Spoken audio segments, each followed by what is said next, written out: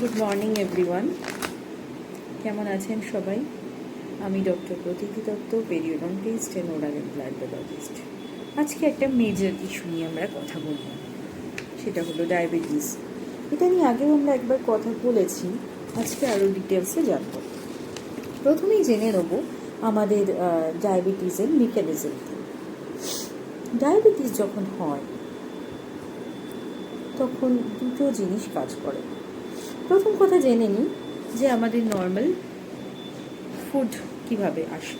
তো আমরা যখন খাবার খাই সেই খাবারটা কিন্তু ডিজলভ হয় এবং আমাদের ব্লাড স্ট্রিমে যায়। তখন সেটাকে রেগুলেট করে প্যানক্রিয়াস থেকে আসা বিটা সেল। টাইপ 1 ডায়াবেটিসের ক্ষেত্রে এই বিটা সেলটা কিন্তু কমপ্লিটলি ড্যামেজ হয়ে যায়, তার ফলে আমাদের সুগার কন্ট্রোল হয় না। আবার টাইপ 2 ডায়াবেটিসের ক্ষেত্রে কি হয়, এখান থেকে যে রিলিজ হওয়া ইনসুলিন সেটা কিন্তু রেজিস্ট্যান্স দেয়, একটা রেজিস্ট্যান্স রিসেপ্টর থাকে, যে কারণে কিন্তু প্রপারলি আমাদের সুগারটা কন্ট্রোল হয় না। এবার আমি সুগার নিয়ে হঠাৎ কেন কথা বলছি, তার কারণ সুগার কিন্তু ভীষণভাবে আমাদের দাঁতকে এফেক্ট করে।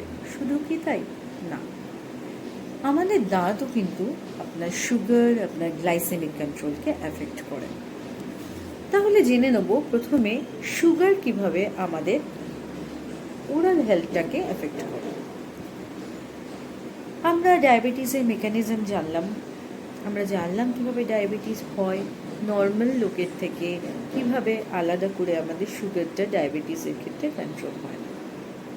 এবার জানবো ডায়াবেটিসের সময় আমাদের যদি সুগার বেশি থাকে তাহলে প্রথমেই বলে রাখি আমাদের পেরিওডন্টাইটিস অর্থাৎ দাঁতের বা মাড়ির সমস্যা হওয়ার চান্স কিন্তু 3 গুণ নর্মাল মানুষের থেকে 3-fold ইনক্রিজ রয়েছে। আবার এটাও কিন্তু স্টাডি প্রুফ করেছে যে যদি আপনি ডেন্টাল ট্রিটমেন্টের মধ্য দিয়ে যান, আপনার রেগুলার স্কেলিং, রুট প্ল্যানিং বা প্রয়োজনে অ্যান্টিবায়োটিক ডোজ যদি চলে, তাহলে কিন্তু গ্লাইসেমিক কন্ট্রোল সাংঘাতিকভাবে ইমপ্রুভ করেছে। তাহলে প্রথমেই জেনে নেব ডায়াবেটিস আমাদের কিভাবে দাঁতের সমস্যা করে। ডায়াবেটিসে আমাদের যে হোয়াইট ব্লাড সেলগুলো রয়েছে, যেমন নিউট্রোফিল, মোনোসাইটস, এগুলো কিন্তু এফেক্ট হয়। আমরা সবাই জানি যে এই জিনিসগুলো আমাদের বডিতে ব্যাকটেরিয়ার এগেনস্টে ফাইট করতে হেল্প করে।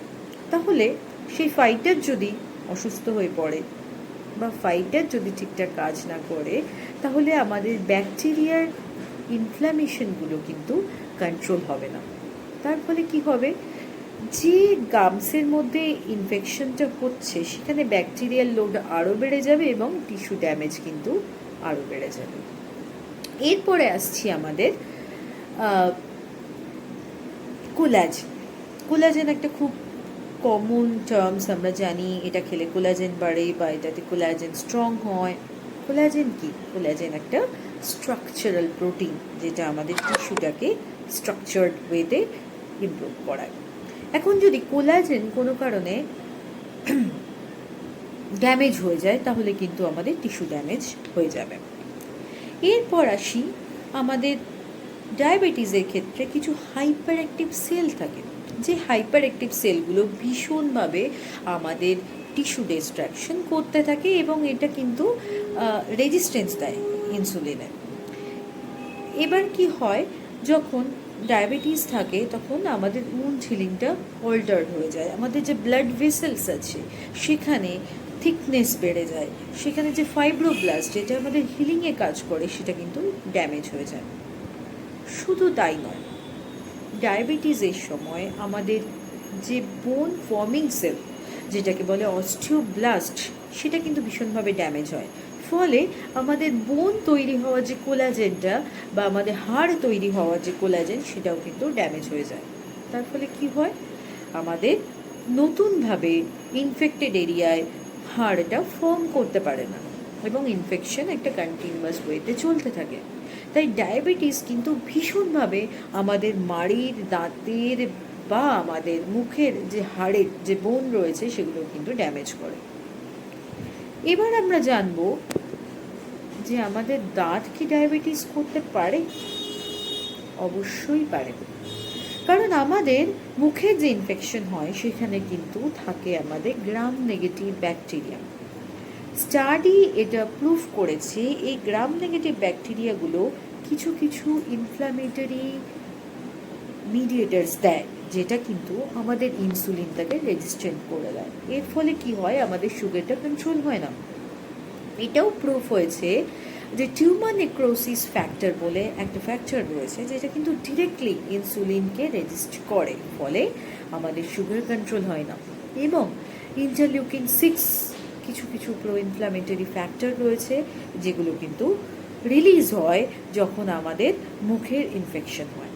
ফলে কি হয়, আমাদের বোন গ্রোথ কমে যায় এবং আমাদের ইনসুলিন রেজিস্ট্যান্ট পাওয়ারটা কমে যায়। ফলে ডায়াবেটিস কিন্তু কোনোভাবেই কন্ট্রোল হয় না। তাহলে শুধু ডায়াবেটিস কন্ট্রোল করলেই কি আপনি সুস্থ থাকবেন? অ্যান্সার অবশ্যই না। এতক্ষণে আমি আশা করি বোঝাতে পেরেছি যে ডায়াবেটিস কিভাবে আমাদের গামসের ক্ষতি করে, আর আপনার গামস যদি সুস্থ না থাকে তাহলে আপনিও সুস্থ থাকবেন না। বাড়তে থাকবে আপনার ডায়াবেটিসের কমপ্লিকেশন, রেটিনোপ্যাথি, নেফ্রোপ্যাথি, তখন তো আমরা সুস্থ থাকবো না। তাহলে সুস্থ থাকতে গেলে অবশ্যই কনসিয়াস থাকতে হবে, ফলো করতে হবে আমার অ্যাডভাইস, আর ভিজিট করতে হবে U health dental clinic, Malda. সুস্থ থাকুন, সুন্দর থাকুন। Your smile is our priority. From U health dental clinic, Malda. আজ এই পর্যন্ত।